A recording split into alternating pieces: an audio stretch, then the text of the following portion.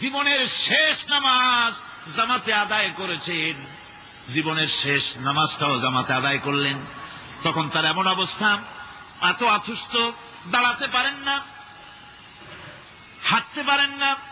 দুইজন সাহাবীর কাঁধের উপরে ভর করে তারপরে বহু কষ্ট করে মসজিদে গিয়ে নামাজ আদায় করেছেন, খুতবা দিয়েছেন।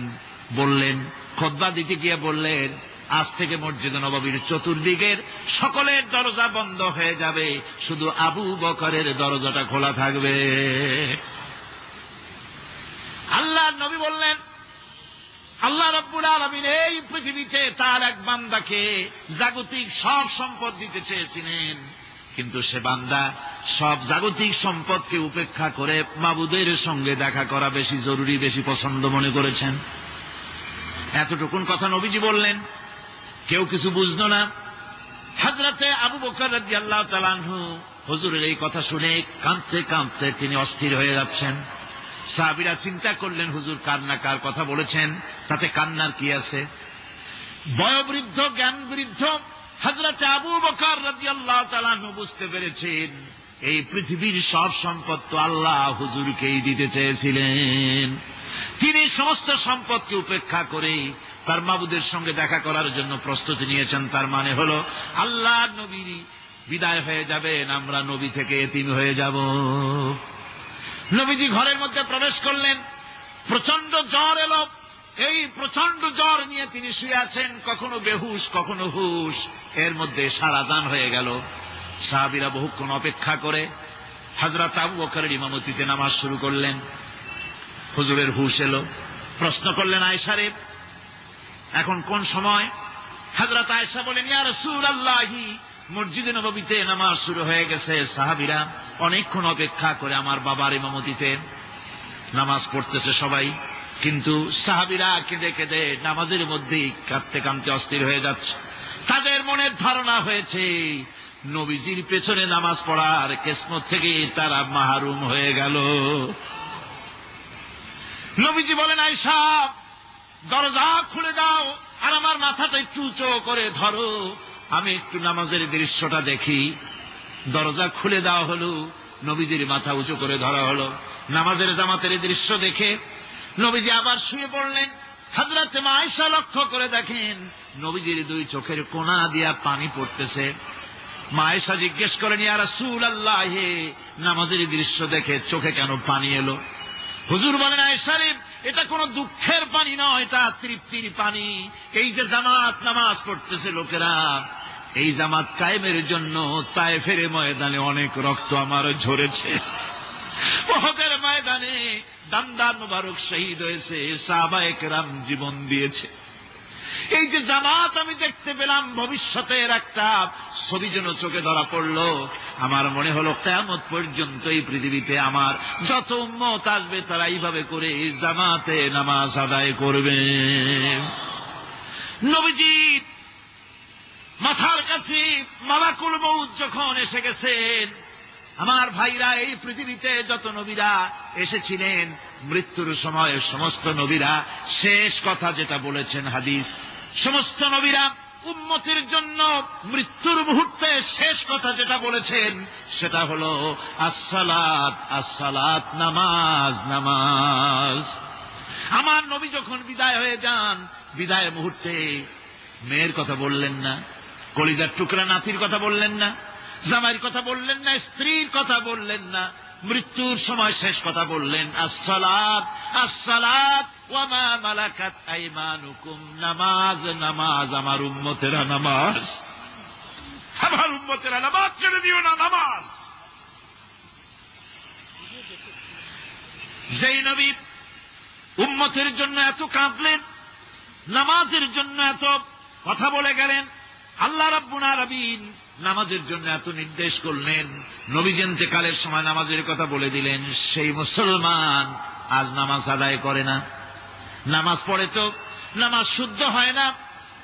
হযরতে হুযায়ফা রাদিয়াল্লাহু তাআলা আনহু তিনি একবার ইয়েমেন সফর করেছিলেন, এক মসজিদে নামাজ পড়লেন। একজনকে তিনি নামাজ পড়তে দেখলেন, নামাজ পড়তে দেখে তিনি অপেক্ষা করলেন। লোকটার নামাজ হয়ে যাওয়ার পর তিনি প্রশ্ন করলেন, আল্লাহর বান্দা, তুমি কতদিন এরকমের নামাজ পড়তেছ? তিনি বললেন, প্রায় 40 বছর তো হবে আমি এরকম নামাজ পড়তেছি। হযরতে হুযায়ফা বলেন, তুমি কি আমারে চেনো? কয়, না, চিনি না। হযরত হুযায়ফা বললেন, আল্লাহর বান্দা শোনো, আমি হচ্ছি আল্লাহর নবী মুহাম্মদুর রাসূলুল্লাহ সাল্লাল্লাহু আলাইহি ওয়াসাল্লামের সাহাবী হুযায়ফা। ও আল্লাহর বান্দা, তুমি যেভাবে নামাজ পড়েছ এইরকম যদি 40 বছর নামাজ পড়ে থাকো, আল্লাহর কসম করে বলি, নবীজি যে নামাজ শিখাইছেন তোমার সে নামাজ হয় নাই। রাসূলুল্লাহ নামাজ হয় নাই, নামাজ পড়লেই হবে না। রাসূলুল্লাহ বলেছেন, সাল্লু কামা রাআইতুমুনি উসাল্লি, নামাজ পড়ো সেইভাবে যেভাবে আমারে পড়তে দেখো। বিশ্বাস করুন ভাইরা, নামাজ যদি না হয়, হরতাল করিয়া, মিছিল করিয়া, বিক্ষোভ করিয়া, যে কোনো আন্দোলন করে ইসলামকে বিজয়ী করা যাবে না যতক্ষণ পর্যন্ত নামাজ সহি না হবে। নামাজ হচ্ছে মুসলমানদের সবচেয়ে বড় জিনিস। নামাজ হয় না, নামাজ যত পড়া হয় অধিকাংশ নামাজ হয় না। নামাজের ভিতরে তাদিল আর কান, তাদিল করা ওয়াজিব। যতক্ষণ দাঁড়িয়ে থাকবেন, রুকুতে থাকবেন, যতক্ষণ দাঁড়ায় থাকবেন ততক্ষণ অন্তত এক তাসবিহ পরিমাণ তো বটেই। যদি তা না হয়, রুকুত থেকে দাঁড়ালেন, সেজদায় চলে গেলেন, ওয়াজিব তরক হলো। সেজদা দিলেন না, নামাজ ফাসেদ হয়ে গেল, নষ্ট হয়ে গেল নামাজ। এটা পাগলামি না। নামাজ সহিভাবে আদায় করতে হবে। নামাজ থেকে দাঁড়াবেন, রুকুত থেকে দাঁড়ায় গেলেন, বলবেন রব্বানা লাকাল হামদ, কোন রব্বানা লাকাল হামদ হামদান কাসীরান তাইয়্যিবান মুবারাকান ফীহি। একজন সাহাবী এই দোয়াটা পড়ছিলেন। নামাজ শেষ করে আল্লাহর নবী প্রশ্ন করলেন, নামাজের ভিতরে অতিরিক্ত এই কথাগুলি কে বলেছ? সাহাবী ভয় পেয়ে গেলেন। ভয় ভয় তিনি বললেন, হুজুর আমি বলেছি।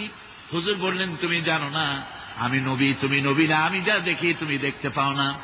তুমি যখন এই দোয়াটা পড়তেছিলেন আমি লক্ষ্য করেছিলাম আল্লাহর রহমতের ফেরেশতারা প্রতিযোগিতা করতেছিল তোমার আমল নামায় কে কত বেশি নেকি লিখবে।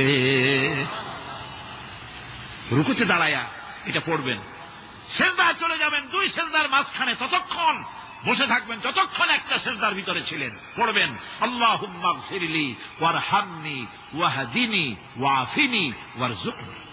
নামাজের মধ্যে দোয়া করতেছেন, আল্লাহ আমারে ক্ষমা করে দাও। এসব দোয়া সব হুজুরের।